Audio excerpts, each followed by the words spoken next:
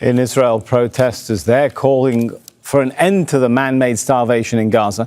Demonstrators in Tel Aviv held bags of flour, one of the basic food items that's in short supply in the Strip. They carried placards written in both Hebrew and Arabic, as well as pictures of malnourished Palestinian children. Protesters are also demanding their government agrees to a ceasefire with Hamas. Menachem Klein is a professor emeritus of political science at Bar-Ilan University.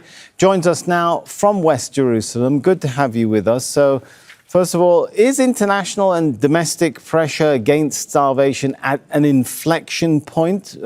How do you think the Israeli government will deal with this? The pressure is not enough on the Israeli government to stop the genocide and the starvation and the operations that the government and the army takes in the Gaza Strip. What is needed is not only condemnations. What is needed is taking actions, sanctions against this Israeli policy. And it's not heard, and it's not.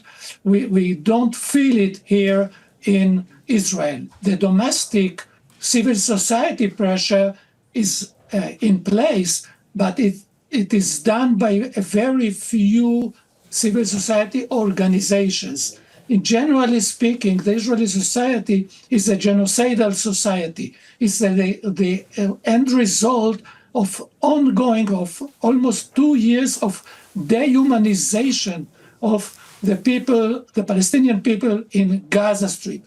So we end up with an Israeli blind eyes on the catastrophe that's going on in Gaza Strip made by Israel.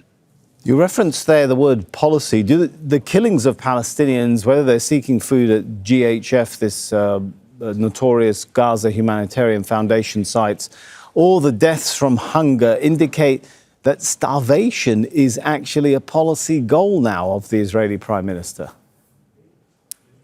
Unfortunately, you are right, fully right. And this is a policy that intend to push the Gaza people to the concentration zone. From there, Israel hopes that they will depart and leave Gaza Strip to other countries. So Israel wants to achieve a clean area. It's to prepare the Gaza Strip for Israeli settlements and for the Israelis to resettle in the Gaza Strip. The Israeli wishful thinking is Gaza Strip empty from its natives, its Palestinian natives, open for the Israelis to settle and to annex it in stages, first in northern Gaza and then South Gaza. And by that, Israel wants to manage the demographic burden of its single regime that Israel created in the occupied territories, a single regime of Jewish superiority. But with 50% of the population in this single regime are non-Jews, are Palestinian Arabs, Israel must take care on the demographic burden. Israel cannot have the whole area under its control with 50% Palestinians. For the long run, Israel will, unfortunately, and I hope it will never happen, but for the long run, Israel might implement this policy also in the West Bank. I say it with great regret and fear that this will be done by my army and my country. Listening to you there, it sounds like what you're referring to is this is a phase in a much bigger plan of, well, the term used or referred to by Doctors Without Borders, Oxfam, the Israeli human rights group B'Tselem, even former Israeli Minister of Defense, ethnic cleansing. Definitely. Ethnic cleansing is the goal. And famine is a mean and also a goal by itself. Israel is responsible for it. Israel wants it. And Israel, even by default, I think that there are enough evidence in the government statements that it's not just by default. It's a plan, a wishful instruction that was given to the army. And it is supported by many in the civil society, by Israeli civilians.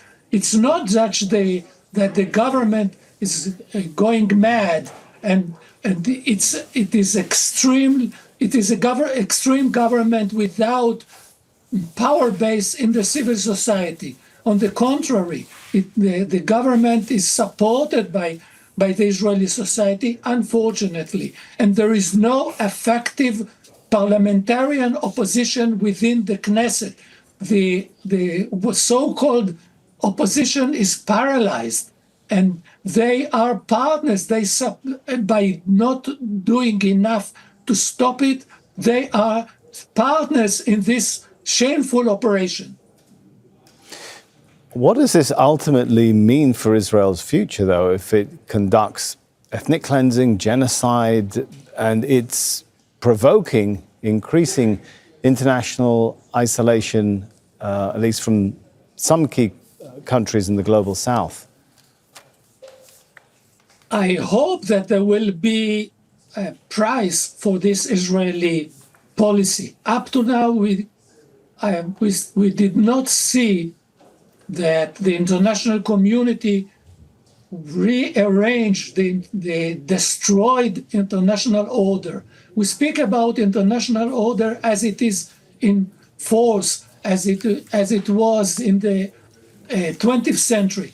Unfortunately, in the 21st century, this international order that was built after World War II, after the Holocaust, that was built, it is destroyed by Russia under Putin and Israel under Netanyahu.